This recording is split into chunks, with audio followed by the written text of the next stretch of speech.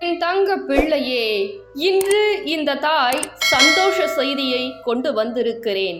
என்ன சந்தோஷ செய்தி என்று கேட்கிறாயா? ஆம் என் தங்க பிள்ளையே, இன்று நான் சொல்லக்கூடிய விஷயங்கள் அனைத்தும் புது வருடத்தில் உனக்கு நடக்க இருக்கிறது. இந்த தினத்தில்தான் நீ அவ்வளவு விஷயங்கள் உனக்கு கிடைக்க போகிறது.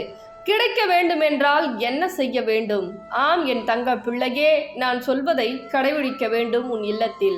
அப்படி நீ ஒரு முறை கடைபிடித்து விட்டால் என்னுடைய தங்க பிள்ளைக்கு நினைத்தது, கேட்டது, ஆசைப்பட்டது அனைத்துமே என் தங்க பிள்ளைக்கு ஒவ்வொன்றாக கொடுக்க போகிறேன். ஒவ்வொரு நாளும் சந்தோஷமாக மாறப்போகிறது. ஏனென்றால் என்னுடைய தங்க பிள்ளை இழந்ததுதான் அதிகம் சென்ற வருடத்தில். ஆனால் ஒவ்வொரு நாட்களும் ஒவ்வொரு கஷ்டத்தை மற்றவர்கள் கொடுத்து அனுபவித்தது. மற்றவர்கள் என்றால் என்ன?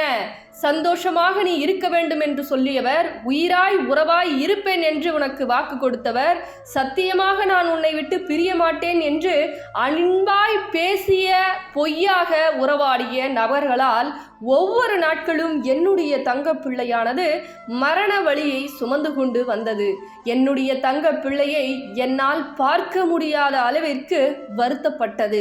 உன் வாழ்க்கையை நான் மாற்றி வைக்க இந்த வாராகிதாய் வருகிறேன், நான் நினைத்ததை கேட்டதை கொடுக்கிறேன் என்று என் தங்க பிள்ளைக்கு சொல்லி ஆறுதல் வைத்திருக்கிறேன். சொல்வது மட்டுமல்ல, என்னுடைய தங்க பிள்ளைக்கு செய்யக்கூடிய நேரங்களும் வந்துவிட்டது. ஆனால் நீதானே கேட்டாய் நியாயங்கள், தர்மங்கள் என வாழ்பவர்களுக்கு கஷ்டங்கள் கொடுக்கிறீர்கள்.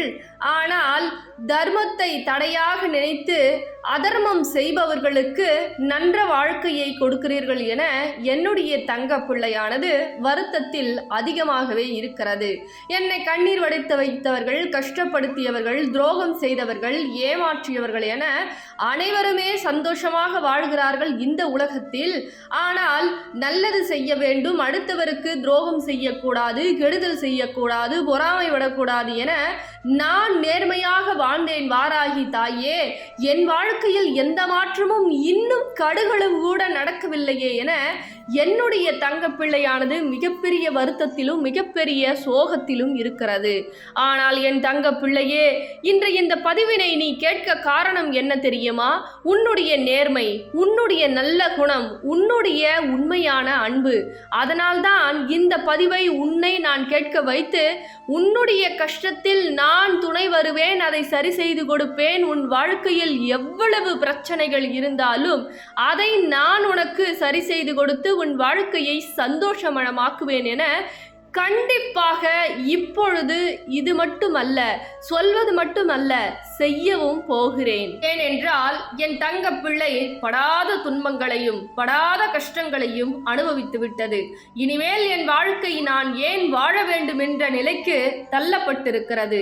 அப்பொழுது இந்த உலகத்தில் எனக்கு சுற்றி பல உறவுகள் இருக்கிறார்கள், எனக்கு உதவி செய்ய எவரும் இல்லை என்று நீ வருத்தத்தில் இருக்கிறாய். இந்த வருத்தத்தால் உன் வாழ்க்கை மாறவே மாறாது என்ற முடிவுக்கும் நீ வந்து விட்டாய்.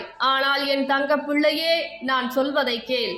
வரும் வெள்ளிக்கிழமை எனக்காக ஒரு அகல் தீபத்தை ஏற்றி வை. எப்படி ஏற்ற வேண்டும்? நான் வருவேன் என்று ஏற்ற வேண்டும். வருவார்களா வரமாட்டார்களா என்று தீபத்தை ஏற்றக்கூடாது.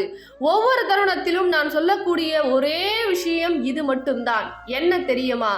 நம்பிக்கை என்ற ஒரு ஆத்மார்த்தமான ஒரு விஷயத்தை உனக்குள் செலுத்த வேண்டும்.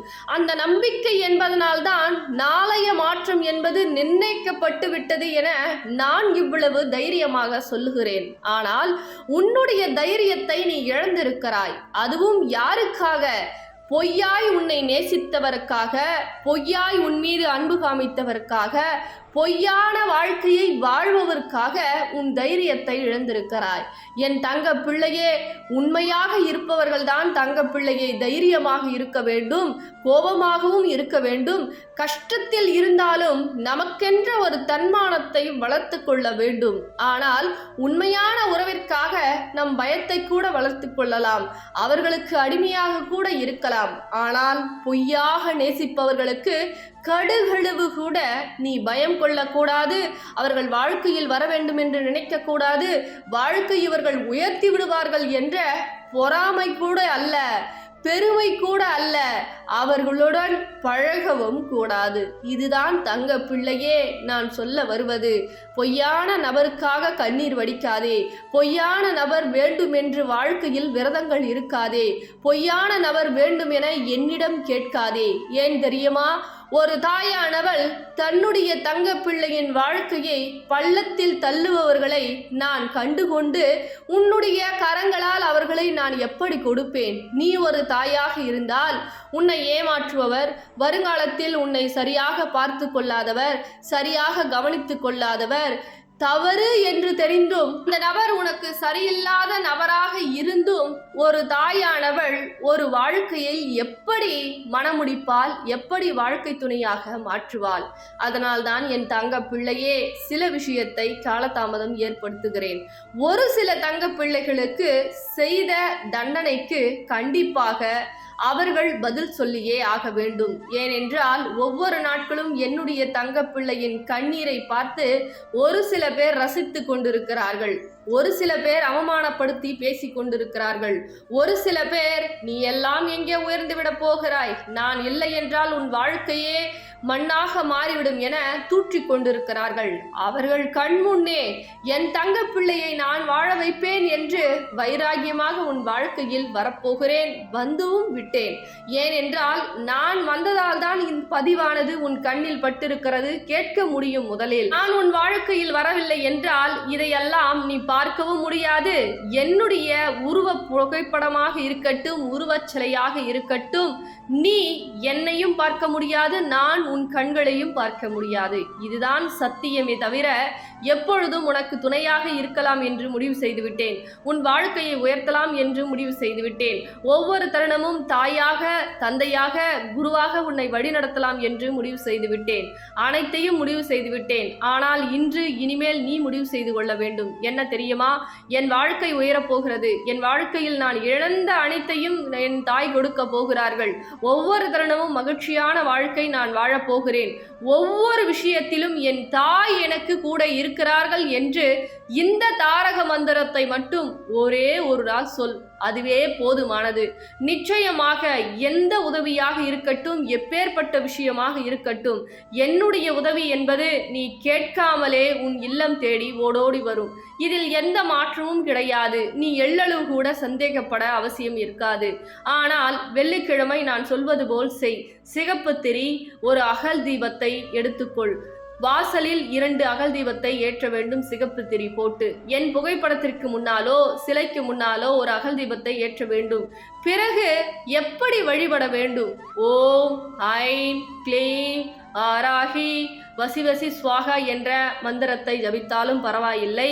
அல்லது வாராகி தாயே, என்னால் மந்திரத்தை சொல்ல முடியாது, தெரியாது என்ற தங்க பிள்ளைகளுக்கு, தாயே இல்லம் தேடி வாருங்கள், வாராகி தாயே என்னுடைய கஷ்டத்தை பாருங்கள் என்று அழுது கொண்டு சொல்லாதே. என் தாய் வரப்போகிறார்கள் என்று ஆனந்த கண்ணீரோடு சொல்ல வேண்டும். அப்படி எனக்காக அகல் தீபத்தை ஏற்றி வைத்து, எனக்காக வானகத்தை வைத்து, உன் இல்லத்தில் எனக்காக நீ வழிபட்டால் நிச்சயம் உன் இல்லம் தேடி வருவேன்.